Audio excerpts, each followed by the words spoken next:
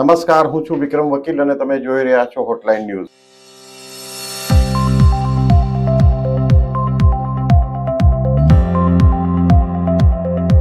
ગુજરાત કોંગ્રેસમાં એક સાંધો ત્યાં તેર તૂટે જેવી પરિસ્થિતિ થઈ રહી છે. કારણ કે આમ તો કોંગ્રેસ ઘણા વર્ષોથી ડાઉનફોલ જ ચાલી રહ્યો છે, અપ ટ્રેન્ડ એનો આવતો જ નથી. અને એમાં હમણાં છેલ્લા કેટલાક સમયથી રાહુલ ગાંધીએ જે ઘોડાઓની વાત કરી, લગ્નના ઘોડા, રેસના ઘોડા, પરંતુ સ્થાનિક નેતાગીરીમાં જે સંકલન હોવું જોઈએ એમાં હંમેશા તકલીફ કોંગ્રેસની રહી છે. અને હવે છેલ્લા સમાચાર પ્રમાણે પાટણમાં કોંગ્રેસના લોકલ સ્તરે અને ગુજરાત સ્તરે પણ મોટો વિવાદ થયો છે. પાટણ કોંગ્રેસ ઓફિસને કોંગ્રેસના કાર્યકરોએ તાળું મારી દીધું છે. અને એનું કારણ એ છે કે પાટણ જિલ્લા અનુસૂચિત જાતિ મોરચાના પ્રમુખ પદે જયાબેન શાહની નિમણૂક કરાઈ છે. આ જયાબેન શાહની નિમણૂક એમ કહેવાય છે કે ધારાસભ્ય જિગ્નેશ મેવાણીના પ્રેશરમાં કરાઈ છે. અને પાટણના ધારાસભ્ય કિરીટભાઈ પટેલ પણ આ બાબતે નાખુશ છે અને એમણે પણ વિરોધ નોંધાવ્યો છે. એમણે તો ત્યાં સુધી ધમકી આપી છે કે જો આ પ્રકારની પ્રવૃત્તિઓ કોંગ્રેસમાં બંધ નહીં થાય તો રાજીનામું આપી દેશે. અને જિગ્નેશ મેવાણી સામે એક પ્રકારનો આખો અસંતોષ ઉભો થયો છે. ખાસ વાત તો એ છે કે જિગ્નેશ મેવાણીએ થોડા સમય પહેલા ખૂબ જ આક્રમકતાથી ભાજપના કેટલાક મંત્રીઓ વિરુદ્ધ નિવેદનો આપવાના ચાલુ કર્યા હતા. ત્યારે પણ કોંગ્રેસમાં સોપો પડી ગયો હતો કે જિગ્નેશ મેવાણી વધારે પડતી લાઇમલાઇટ લઈ જાય છે એવું કેટલાકને લાગતું હતું. જ્યારે કેટલાકને લાગતું હતું કે અનનેસેસરી વધારે પડતા આક્રમક થવાથી કોંગ્રેસને નુકસાન થશે. તો આ બાબતે વધુ પ્રકાશ નાખશે આપણા જાણીતા પત્રકાર કિરીટભાઈ ત્રિવેદી. વિક્રમભાઈ, કોંગ્રેસમાં આપે કહ્યું એ પ્રમાણે એક સાંધે ત્યાં તેર તૂટે એવી પરિસ્થિતિ છે. આ કોંગ્રેસીઓનું પાપ છે અને એ લોકોની જે માનસિકતા છે એને કારણે જ પ્રજા એમને જાકારો આપે છે. એ સામાન્ય માણસોને, તમારી ને મારી જેવા લોકોને સમજાય છે, જે બહાર રહીને ઓબ્ઝર્વેશન કરે છે એને સમજાય છે કે કોંગ્રેસના પતનના કારણો તો સૌથી પહેલી વાત એમાં એ જ આવે, તમે સુરતથી લઈ અને આખા ગુજરાતનું રાજકારણ જોઈ લો તમે, તો માત્ર ને માત્ર ઈર્ષાભાવ, નેતાઓની વચ્ચે ઈર્ષાભાવ અને એકબીજા પોતાના જ પક્ષના કાર્યકરને કે નેતાને પાડી દેવાની જે વૃત્તિ છે એ લોકોની, એને કારણે આ વસ્તુ થઈ રહી છે. રહી વાત જિગ્નેશ મેવાણીની, તો જિગ્નેશ મેવાણી પોતાને સુપર સીએમ સમજે છે. અત્યારે ચૂંટાયા પછી એ પોતાને સુપર સીએમ સમજે છે. એ ધારાસભ્ય છે એવું ઘણી વખત ભૂલી જાય છે. અને જે પ્રકારે નિવેદનો આપે છે એ હર્ષ સંઘવીની વિરુદ્ધમાં હોય કે મુખ્યમંત્રીના વિરુદ્ધમાં હોય કે ભારતીય જનતા પાર્ટીના વિરુદ્ધમાં હોય. તમને 156 સીટ તમારી પાસેથી ભારતીય જનતા પાર્ટી આંચકી ગઈ છે. આમ આદમી પાર્ટી પોતાનું કદ વધારી રહી છે, એ નથી દેખાતું. અને તમે તમારા કુબામાંથી જ બહાર નથી આવતા. તમારી જે માનસિકતા છે એમાંથી બહાર નથી આવતા. તમે હું તમને વિક્રમભાઈ છેલ્લા 2 દાયકાની વાત કરું તો તમને ચોથો પ્રમુખ નથી મળતો. તમે ભરતસિંહને ચલાવો છો, તમે શક્તિસિંહ ગોહિલને મૂકો છો અને અમિત ચાવડાને મૂકો છો. અર્જુનભાઈ હતા ત્યાં સુધી થોડા સમય માટે અર્જુનભાઈને જવાબદારી આપી હતી. તમને પાંચમો નેતા નથી દેખાતો. આખા ગુજરાતની અંદર, આટલા મોટા ગુજરાતની અંદર તમારી પાસે લાખો કાર્યકરો છે, એમાં તમને કોઈ પાંચમો વ્યક્તિ નથી દેખાતો કે તમે પ્રદેશની જવાબદારી આપો અથવા તો સ્થાનિક લેવલે એ લોકોને પ્રમોટ કરો, કાર્યકરોની ફોજ બનાવો, કાર્યકરોને એક્ટિવ કરો. આવું તો તમારામાં આવતું નથી. તમે માત્ર ને માત્ર આવા આંતરિક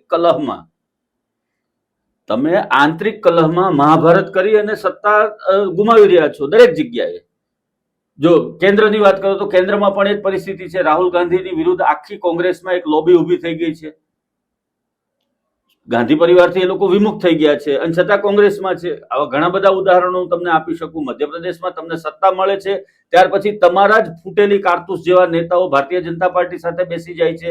આ તમને એની આગળની ટર્મની આપણે વાત કરીએ છીએ. તમને દિગ્વિજયસિંહ થી માંડી અને જે કોઈ તમે નેતાઓ, મોટા નેતાના નામ લો, એ બધા જ ફૂટેલી કારતૂસોની જેમ કામ કરે છે. ગુજરાતની અંદર પણ આ જ પરિસ્થિતિ છે. ગુજરાતમાં વિધાનસભાના દંડક અને ધારાસભ્ય એવા કિરીટ પટેલે જો આજે 3 વાગે હું રાજીનામું આપી દઈશ એવી જાહેરાત કરવી પડે છે. કેટલી હદે લોકો એકબીજાની પ્રત્યે ઈર્ષાભાવથી પીડાઈ રહ્યા છે એનું આ જીવતું જાગતું ઉદાહરણ છે. કોંગ્રેસના પતનના કારણોમાં ઉતરવું હોય તો ઊંડું ઉતરવાની કશે જરૂર નથી. આમાં હાથ લાંબો કરી અને તમે કેમ દરિયામાંથી પાણી ભરી લો એક લોટો, એવી રીતે તમને કારણો મળી જાય. માત્ર તમે ઓબ્ઝર્વેશન કરો તો આ લોકો ઈર્ષ્યાભાવથી પીડાય છે. કોઈ નેતા મારા કરતા મોટો ન થઈ જાય એના માટે કામ કરે છે. એ કામ કરવામાં એની એનર્જી સાંજ સુધીમાં વેસ્ટ થઈ જાય છે અને પાછી નવી એનર્જી જ્યારે મળે છે અને બીજા દિવસે નવી એનર્જી આવે તો પેલો જે નેતા હોય એ પાછો આને પાડવા માટે થઈને એક્ટિવ થઈ જાય.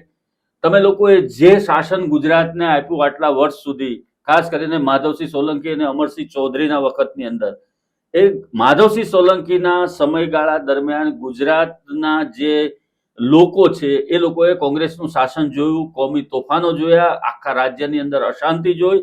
અમદાવાદ જેવા શહેરને એક તરફ મિલો બંધ થઈ રહી હતી ત્યારે તોડી પાડવાનું પાપ આ તમારા કોમી તોફાનોએ કર્યું છે. તમે જે ગોધરાકાંડની વાત કરો છો એ ગોધરાકાંડ કરતા વધારે હત્યાકાંડો આ સમય માધવસિંહ સોલંકીના સમયગાળા દરમિયાન થયા છે. આપણને બધું જ યાદ છે. આપણે એ સમય યુવા અવસ્થામાં હતા ને તમે તો સર ફિલ્ડમાં હતા ત્યારે તમે તો એ બધી ઘટનાઓનું રિપોર્ટિંગ કર્યા છે. એ દરિયાપુરની અંદર પેલા રાણા પીએસઆઈ નું એક હત્યા થઈ ગઈ હતી, ફાયરિંગ કરીને લતીફને એની ટોળકીએ કર્યું હતું. ત્યાર પછી લતીફનો ઉદય થયો રાજ્યની અંદર, એ મોટો બુટલેગર બન્યો, આખા ગુજરાતનો ડોન બની ગયો. એને બનાવનાર કોણ હતું? તમે જ હતા.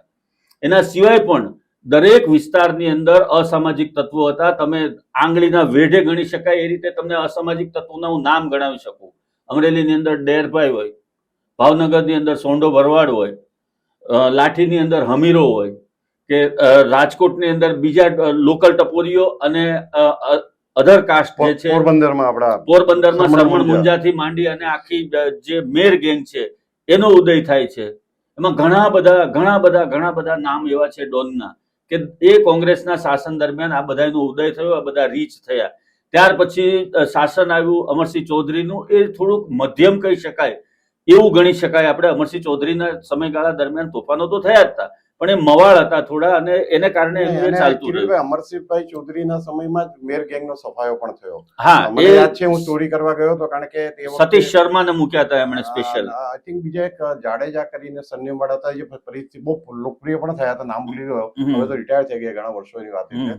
પરંતુ એમણે જે એક કુતિયાણા કરીને ગામ હતું પોરબંદર નજીક, ત્યાં જે મેર ગેંગનો જે ત્રાસ હતો ત્યાં એમણે એનો મકાનોમાં જઈને તોડફોડ કરી અને પોલીસ ચોકી બનાવી દીધી હતી આ જે ગુંડાઓના મકાનમાં. આ સમયમાં સાહેબ બીજી એક વાત કહું તમને, તમે કદાચ એ સ્ટોરી પણ અભિયાનમાં કરી હશે એવું મને યાદ છે આછું કે પોરબંદરની જેલ જ બંધ હતી. બરાબર. કોંગ્રેસના શાસનમાં પોરબંદરની જેલ ખુલ્લી જેલ હતી, કોઈ પણ આવી શકે, કોઈ પણ જઈ શકે. આવું શાસન તમે આપ્યું છે ગુજરાતને.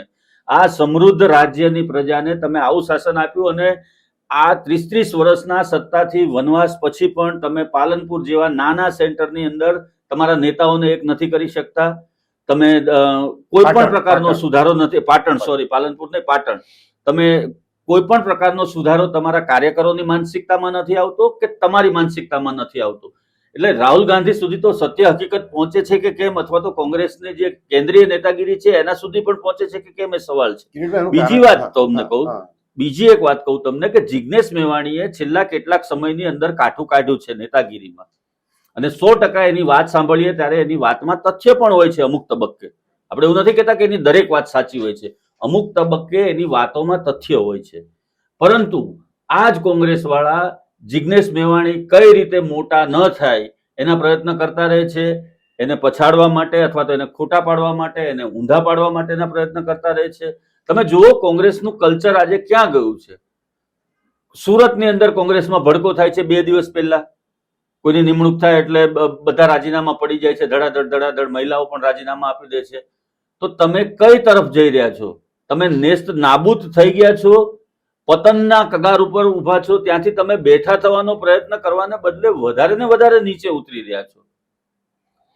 અને કિરીટભાઈ એક બીજી વાત કે આજે જિગ્નેશ મેવાણીની તમે વાત કરી, જિગ્નેશ મેવાણી જ્યારે અપક્ષ તરીકે જીત્યા અને પછીથી કોંગ્રેસમાં જ્યારે જોડાયા ત્યારે કોંગ્રેસના મોટાભાગના જે હું જાણું છું નેતાઓ ઓફ ધ રેકોર્ડ વાતમાં એમને ખુશ નહોતા. એમનું એમ માનવું હતું કે જિગ્નેશ મેવાણી પક્ષ કરતા પોતે મોટા થવાની કોશિશ કરશે. આ જિગ્નેશ મેવાણી અને પેલા બિહારના કનૈયા, આ બેને રાહુલ ગાંધીએ દિલ્હી બોલાવ્યા અને એમની સાથે મિટિંગ કરી હતી. હવે રાહુલ ગાંધીની સૌથી મોટી નબળાઈ એ છે કે એ જ્યારે જેમને માણસ પસંદ કરે છે પછી એમને મળવાનું બંધ કરી દે છે. આજે જિગ્નેશ મેવાણીને પણ કોઈ ફરિયાદ હોય ને કોઈને એને હાઈકમાન્ડને રજૂઆત કરવી હોય તો રાહુલ ગાંધી સમય આપતા નથી. સેમ ગાંધી કુટુંબના સોનિયા ગાંધીની પણ એ જ વાત છે. અને પ્રિયંકા ગાંધીની પણ એ જ વાત છે. એટલે કોંગ્રેસમાં આજે કોઈ કે રજૂઆત કરવી હોય સ્થાનિક નેતાગીરી વિરુદ્ધ તો કોઈને કરી શકે એ હાલત નથી. અને એ આખું માળખું જે એનું છે, એની જે થિંક ટેન્ક છે, ખાસ કરીને કોંગ્રેસ ઉપર જે આ 5-7 પિંઢારાઓએ જે કબજો જમાવી લીધો છે, ગુજરાત કોંગ્રેસની વાત કરો કે કોઈ પણ પ્રદેશ કોંગ્રેસની વાત કરો, આખા દેશની અંદર જે પિંઢારાઓનું એક ટોળું છે આખું, એ ટોળાએ જે કોંગ્રેસ ઉપર કબજો જમાવી લીધો છે, જેવી રીતે ગાંધી પરિવારની પેઢી છે એવી જ રીતે આ અલગ અલગ રાજ્યોની અંદર આવી એક પેઢીઓ, નવી પેઢી જે અસ્તિત્વમાં આવી છે. દાખલા તરીકે હું તમને કહું કે માધવસિંહ સોલંકીના પુત્ર ભરતસિંહ સોલંકી તો એ પણ આવી રીતે પેઢીનો વહીવટ ચાલતો એ રીતે કોંગ્રેસનો વહીવટ એમણે ચલાવ્યો. એની સાથે સાથે અમિત ચાવડા અને ભરતસિંહ પણ મામા ફઈના ભાઈ બહેન થાય છે. એ પરિવારવાદ ત્યાં પણ છે, એમાંથી હજી બહાર નથી નીકળ્યા. તમે શંકરસિંહ વાઘેલા જેવા નેતાને તમે ન સાચવી શક્યા, બાપુ જેવા નેતાને તમે ન સાચવી શક્યા કે જે બાપુએ ભારતીય જનતા પાર્ટીને સત્તા ઉપર લાવવા માટેની સ્ટ્રેટેજી બનાવી હતી અને આખું જે ઓપરેશન એ પાર પાડતા હતા, જે પ્રમાણે ચીમનભાઈની સરકારમાં પણ એ જે ઓપરેશનો કરતા હતા, બાપુ સત્તામાં ભારતીય જનતા પાર્ટી ન હોવા છતાં બાપુનું જે વજૂદ હતું અને ગુજરાતની પ્રજા ઉપર જે એની પકડ હતી, તમે એનો પણ ઉપયોગ ન કરી શક્યા. હું તમને એમ કહું કે તમે જો બાપુને ખાલી એક પકડી રાખ્યા હોત ને તો તમારે માટે ગુજરાતની સત્તા મેળવવાના ચાન્સ વધી જાત. એની જગ્યાએ તમે કયું ટોળું લઈને ચાલો છો? શક્તિસિંહ ગોહિલ ખૂબ સારા નેતા, આપણે માનીએ છીએ, હું ખૂબ એને વ્યવસ્થિત નેતા માનું છું, પણ શક્તિસિંહને પીઠબળ તો તમે પૂરું પાડો, એને તમે સત્તા સુધી લઈ જવા માટે માણસ પ્રયત્ન કરે છે. વ્યક્તિગત રીતે હું શક્તિસિંહ બાપુને ઓળખું છું કે એમનું દિનચર્યા જે છે એ જુઓ તમે તો નરેન્દ્ર મોદીને મળતી આવે છે સાહેબ. એનું પણ સવારની એક્સરસાઇઝથી માંડી અને જાહેર જીવન તમે જુઓ, શક્તિસિંહ ગોહિલનું જાહેર જીવન બેદાગ જાહેર જીવન છે, હું જ્યાં સુધી જાણું છું ત્યાં સુધી. એના ઉપર તમે ક્યારેય આક્ષેપો નહીં જુઓ, શક્તિસિંહ બાપુની ઉપર આક્ષેપો નહીં થાય. તમારી પાસે આવા નેતા છે, તમે એનો ઉપયોગ નથી કરી શકતા. શંકરસિંહનો તમે ઉપયોગ નથી કરી શકતા. બીજા પાટીદાર નેતાઓ, એનો પણ તમે ઉપયોગ નથી કરી શકતા. ને નેતાગીરી તો એક વસ્તુ, પક્ષ તો એક વસ્તુ એવી છે કે સંગઠનથી ચાલે છે. ભારતીય જનતા પાર્ટી જુઓ તમે, તમારે કશે ઉદાહરણ નથી લેવાનું જવાનું. એનું કારણ મૂળ એ છે કે જે હાઈકમાન્ડ જે આપણે કહીએ છીએ કોઈ પણ પક્ષનું, એટલે દિલ્હી સ્થિત જે નેતાગીરી છે કોંગ્રેસમાં, એમાં જ કોઈને કંઈ પડી નથી.